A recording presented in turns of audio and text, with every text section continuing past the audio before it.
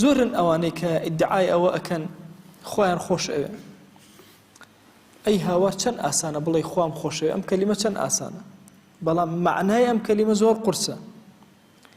چەند کەس هەیە شەیطان خەڵەتانوێتی بە زمان و توێتی و نەفسی خۆی خەڵەتانوێتی ئیدعای مەحەبەتی خوا ئەکە و هیچ علاماتێک لە علاماتەکان لە خۆیان شک نابە، بورهان و بەڵگەیەک نییە لەسەر ئەوەی کە ئەم خوای خۆش بێ جەل جەلالوه. یەکێک لە بورهانە زۆر بەهێزەکان و بە قووەتەکان لەسەر ئەوەی کە تۆ خوات خۆشەوێ ئەبێ زۆر حەسکەی بە لیقای خوا شاد بی، ئەبێ زۆر حەسکەی بچیتە ناو بەهەشت بۆ بینینی خوا جەل جەلالوه. ئەو هەموو جەماڵەی خوا لەسەر زەویە ئەبینی، ئەبێ زۆرت خۆش بێ هەتاوەکو جەمیلی حەقیقی ئەبینی.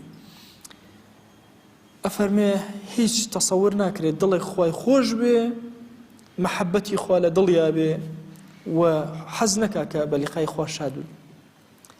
لەوە چێسە پرسیارە بێتە پێشەوە بڵێن وەڵاهی ئێمە حەز ئەکەین بە لیقای خوا شاد بین، ئەی بۆ ڕقمان لە مردنە؟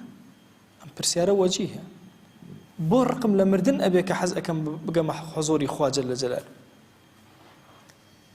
ئینسان و سەلەفی ساڵحیش هەروە بوو، هەندێکیان مردنیان خۆش ویست و هەندێک خۆشیان نەویست و حەزیان نەکردووە بمرن. ئیمامی غەزالی ئەفەرمێ هۆکاری ئەمە چییە کە تۆ حەز ناکەی بمری؟ ئەفەرمێ هۆکاری ئەوە هەر چۆن سەلەفی ساڵح هەیان بووە حەزی نەکردووە زوو بمرێ هەتاوەکو عەبدایەتی زۆرتر کە لە خوا زیاتر نزیک بێتەوە. هەیانە حەزی کردووە درەنگتر وەفاتکە هەتاوەکو گوناهانی هەیەی تەوبەیان لەسەر کە سادیقانە دڵی دامەزێ کە خوا لێ بوورەوە، شەرمی کردووە بە حوزوری خوا شاد بێ، بۆیە پێی ناخۆش بە بمرێ. ئەگەر نا مردن سەرەتایەکی زۆر گەورەیە بۆ ژیانێکی زۆر خۆش. ئێمە زۆر کات خۆشەویستێکمان کە وەفاتەکە جاری وایە زۆر عاجزە بێ دڵمان، بەس ئەگەر بزانین شوێنەکەی خۆشە دڵمان ئارامە بێتەوە. هەر یەکێک لە ئێمە ئایا ئەو خزمانەی کە ڕۆشتون زۆرترن یا ئەوانەی کە ماون؟ ئەوانەی کە ڕۆشتون زۆرترن.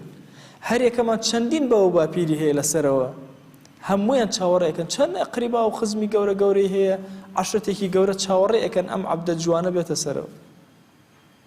وەکو وایە ئینسان عەشرەتی خۆی بدۆزێتەوە. ماوەسام کەریم مدەڕیز لە یەکێ لە کتێبەکانیە ئەڵێ نەمەزانی عەشرەتی خۆم کامە، ئەڵێ زۆر گەڕام، زۆر پرسیارم کرد، باوکم عەشرەتێکی گەڕۆک بوو نەمەزانی لە کام عەشرەت. ئەڵێ کە عەشرەتی خۆم دۆزیەوە، کە هەندێک پیاوی پیرم دۆزیەوە کە باپیری منیان ئەناسی، فەتاحی باپیرم، دوایی باوکمیان ئەناسی، محەممەدی باوکم. ئەڵێ زۆر دڵم گەشت بوو، زۆر سوپاسی خۆم کرد کە ئەو عەشرەتەی خۆم دۆزیەوە، وەکو وا بوو جارێکتر لە دایک ببمەوە. بەخوا مردنیش ئەو هەیە، عەشرەتی خۆت لەوێ ئەدۆزیتەوە. بۆیە ئینسان زۆر کات ئەگەر بزانێ ئەم کەسەی کە لێ ڕۆشتووە بەرەو لای خوا ڕۆشتووە، بەخوا دڵی ئارامەگرێ، مانوو نابێ. دەی ئەفەرمێ بۆیە ڕقمان لە مردن ئەبێتەوە. هۆکارەکەی ئەمەیە، هەرچۆن سەلەفی ساڵح حەزیان کردووە پاک بنەوە، ساف بنەوە، اینجا بە حوزوری خوا جەل جەلالوه شاد بن.